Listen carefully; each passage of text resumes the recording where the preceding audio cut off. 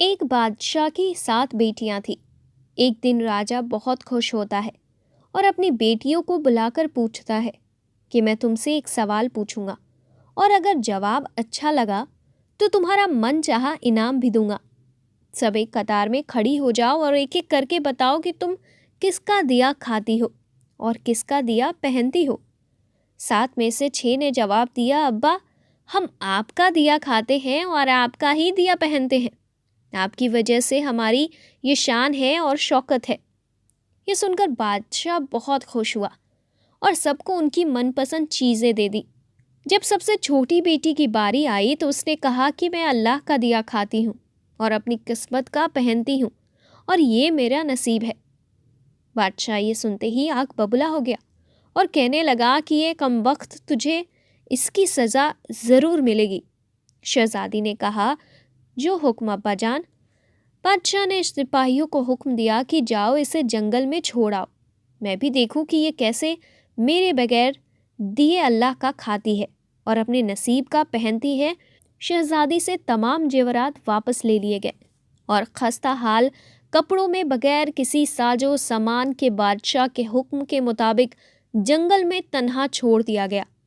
लेकिन शहजादी बहुत मुतमईन थी और अल्लाह पर भरोसा था कि जो उसने रिज्क और ऐशो इशरत मेरे नसीब में लिखी है वो मुझे ज़रूर मिलेगी। सब सिपाही शहजादी को छोड़कर वापस चले गए। शहजादी जंगल को देखने लगी। चारों तरफ पेड़ ही पेड़ थे और दोपहर से शाम होने वाली थी। शहजादी ने सोचा कि क्यों ना थोड़ी सी लकड़ियां जमा कर लूं ताकि रात को आग जलाऊं, फिर कोई जंगली जानवर पास नहीं आएगा और रात भी गुजर जाएगी। शहजादी जंगल में लकड़ियां ढूंढने चल पड़ी। तभी उसकी नज़र एक झोपड़ी पर पड़ी जहां बाहर एक बकरी बंधी हुई थी और अंदर से खांसी की आवाज़ आ रही थी। पहले तो शहजादी बहुत ही हैरान हुई कि इतने वीरान जगह पर झोपड़ी। जब वो झोपड़ी के अंदर दाखिल हुई तो क्या देखती है कि एक बूढ़ा ज़ईफ चारपाई पर लेटा है और खांसते खांसते पानी पानी पुकार रहा है। शहजादी इधर उधर देखती है तो कोने में एक पानी का घड़ा पड़ा हुआ होता है। वो गिलास में पानी भरकर बूढ़े ज़ईफ आदमी को पिलाती है और झोपड़ी की साफ सफाई करने लगती है। इतने में बूढ़ा ज़ईफ शहजादी से पूछता है कि ये बेटी, तुम कौन हो और इतने बड़े जंगल में तुम अकेली क्या कर रही हो। तब शहजादी उसे पूरा माजरा बताती है कि वो यहाँ तक कैसे पहुँची। बूढ़ा ज़ईफ उसे झोपड़ी में ही रहने का बोलता है और कहता है कि मैं शहर में काम करता हूँ, सुबह शहर चला जाऊँगा और 8 दिन बाद आऊँगा। तुम यहीं रहो और झोपड़ी में खाने का सामान है और पास ही नदी है तो वहाँ से घड़ा भर कर लिया करना। सुबह को वो बूढ़ा शहर चला जाता है और शहजादी यहाँ झोपड़ी में रहती है। सब झोपड़ी की साफ सफाई करके बकरी का दूध निकालती है, आधा अपने लिए रख लेती है और आधा बाहर रख देती है कि रात को अगर कोई जानवर भूखा प्यासा होगा तो वो पी लेगा और फिर खुद अंदर झोपड़ी में आकर सो जाती है। सुबह सवेरे जब शहजादी उठती है तो क्या देखती है कि दूध का बर्तन तो खाली है, लेकिन उसके पास एक लाल पड़ा है जो देखने में बहुत ही नायाब और कीमती मालूम होता है और पास ही सांप के निशान नजर आते हैं। तब शहजादी को याद आता है कि बचपन में उसने सुना था कि जब कोई नायाब सांप खुश होता है तो एक ऐसा लाल उगलता है कि जिसकी कीमत हीरे जवाहरात से भी महंगी होती है। शहजादी बहुत ही हैरान होती है और दिल ही दिल में सोचती है कि शायद सांप भूखा था, इसलिए वो दूध पीकर खुशी में लाल छोड़ गया। फिर वो लाल उठाकर अपने पास रख लेती है।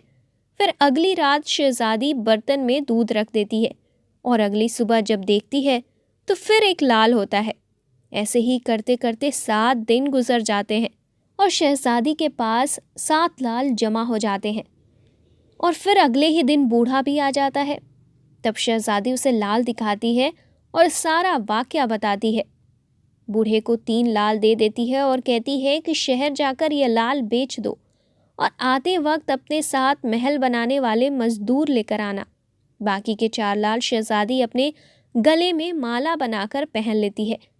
और कुछ ही महीने में जंगल में एक आलीशान महल बनकर तैयार हो जाता है, जिसमें बूढ़ा और शहजादी रहने लगते हैं।